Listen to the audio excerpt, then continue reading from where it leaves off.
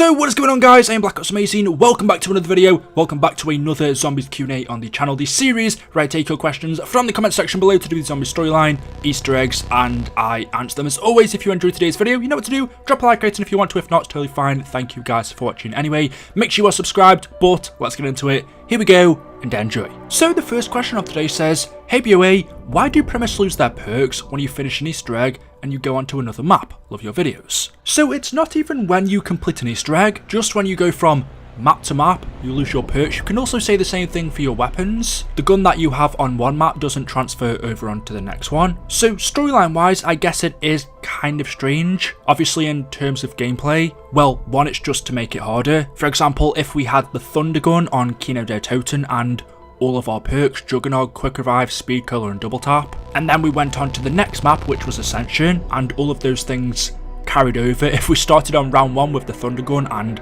all of the perks, it would just be too easy. So in terms of gameplay, it makes sense. It's to actually give you a challenge. Does this have a storyline explanation? Because as we know with Treyarch, even the things that we don't think have a meaning sometimes do. That's just what they're like as a studio, but that doesn't necessarily mean everything has to. If our characters went from one map to another and teleported every time they went to a different location, if they travelled through space and time, you could say, well, maybe that's the reason why we lose our guns and perks. Travelling through rifts causes us to lose our items, but that doesn't always happen. For example, going from the Giant to Dreisendrache, the characters actually make their way there in a giant robot, they don't teleport, yet we still lose our weapons and perks. So maybe it has something to do with Dr. Monty then, since we know our whole zombie storyline is one giant cycle. The maps themselves are also in their own separate cycles, so when we get to a new map, does Dr. Monty take our items away? When the cycle resets, does that cause us to lose our items? I'm not 100% sure. This could be a question that does have an answer,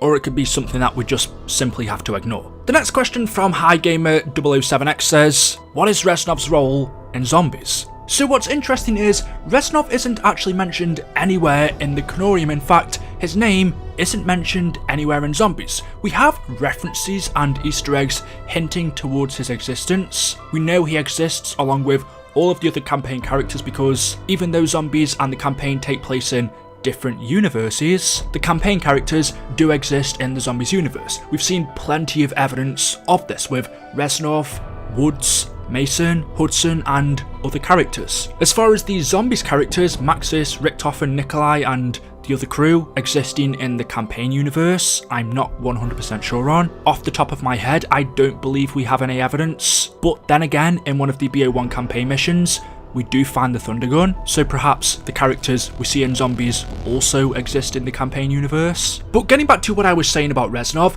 even though he's not mentioned in the Canorium, even though we don't see him appear in the story, he does exist in the Zombies universe, and out of all of the other campaign characters, I would say he is the most prominent. References towards him pop up more than other people. So the first reference towards Reznov we ever saw was in Mob of the Dead. If you pack-a-punch the AK-47, the name of it becomes Reznov's Revenge. The second reference we ever saw was on Origins. The main Easter egg steps on that map for Little Lost Girl are exactly the same as Reznov's steps towards escaping Vorkuta. We have Secure the Keys, Ascend from Darkness, Rain Fire, Unleash the Horde, Skewer the Winged Beast, Wield the Fist of Iron, Raise Hell, and Freedom. So each step a part of the Origins Easter egg are the same as Reznov's steps for escaping the prison. And then we didn't see anything hinting towards Reznov for a long time until Gorod Karovi, and this was really the main one, which really showed us that he existed in this universe. Before that we just had hints towards him, but on Gorod Karovi in the starting area there was a board that said,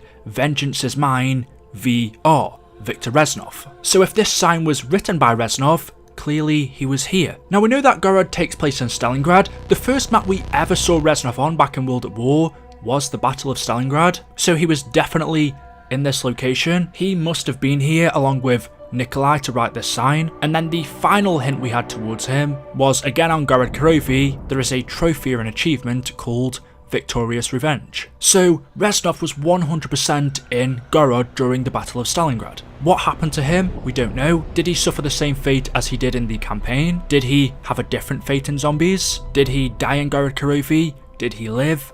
Where did he go after? We know in the campaign mission, the Battle of Stalingrad, or as it was actually called, Vendetta. He was in the fountain trying to assassinate Heinrich Amsel. What's interesting about that is Heinrich Amsel is Richthofen. Before Richthofen became a character in Zombies, his model was first in the campaign, and the character he played as was a German general, and Reznov was trying to assassinate him. So that's quite funny, and I guess if Reznov did ever come face to face with Richthofen, since he hates Germans for what they did to his father, he'd probably kill him. But yeah, that's his involvement in the zombie storyline. We don't see him, but we have clues and hints that he did exist, as did many of the other campaign characters. The next question from Powerful Gamer 21 says, "Hey BOA, losing a little sleep over this one, so I'll ask you, if the Chronorium has the potential to tell the reader how to break the cycle, then why didn't Dr. Monty destroy it or prevent it from ever being made?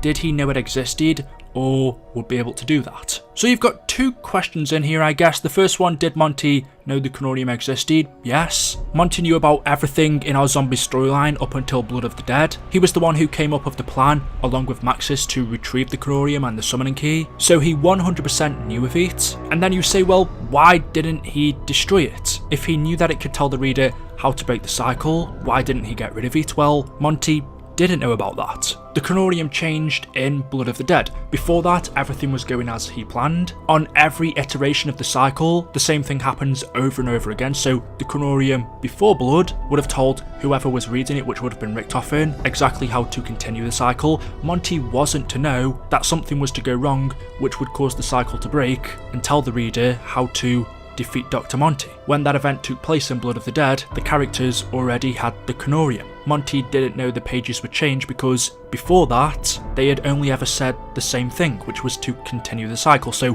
why would he think different? Also, is it even possible to destroy the Chronorium? Maybe it's like that book from Harry Potter where they have to stab it. We don't even know where the Chronorium comes from, who made it, if anyone. Maybe stopping its creation wasn't possible, but the Chronorium was essential for the cycle continuing, which was what Monty wanted, and unfortunately for him, it was also essential for breaking the cycle. And the final question of today says, "Hey BOA, what made you get into the zombies storyline?" Well, the first zombies game I ever got was Black Ops 1. I would have been about 12 years old, I think. I can't 100% remember if I had World at War, but I definitely remember getting BO1 when it came out. I sold it within a week, and then I brought it again. But I wasn't really into the zombie storyline back then, I just enjoyed playing it. I would say the first memory that comes to mind is definitely the start of BO2. That's when I really got into the zombie storyline. What made me get into it? Again, I don't know, it was such a long time ago. I think it was more of the fact that I played it so much with my friends that I just began to learn the storyline through the game, and there was something